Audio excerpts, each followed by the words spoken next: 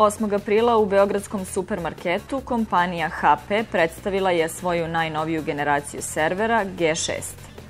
Predstavljanje G6 servera istovremeno se dešava u svim zemljama širom sveta u kojima HP posluje. Pojavljivanje nove generacije servera upravo u trenutku najveće svetske ekonomske krize značajno je za kompanije koje žele da uštede i u isto vreme zadrže svoje pozicije na tržištu.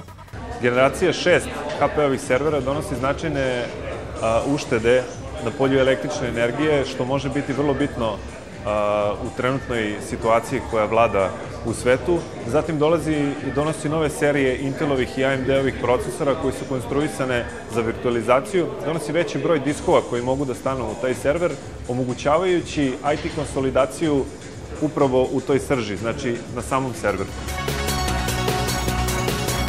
Nova generacija HP servera ima unapređene performanse, visok nivo uštede energije i objedinjuje najbolje iz stvarnog i virtuelnog sveta.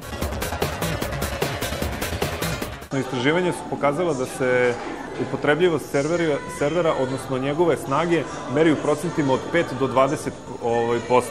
Dakle, virtualizacija samog servera omogućava više servera u okviru jedne hardverske mašine. Pored nove linije servera, predstavljena je i nova serija HP Storage sistema. StorageWorks Enterprise Virtual Array 6400 i 8400, kao i napređena Sun Virtualization platforma 2.1.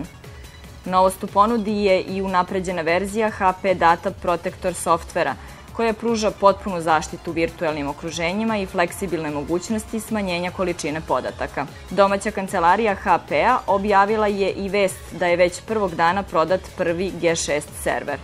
Još jedna novost je Facebook grupa, preko koje se može kontaktirati HP u Srbiji, novi način komunikacije sa klijentima i svim zainteresovanim.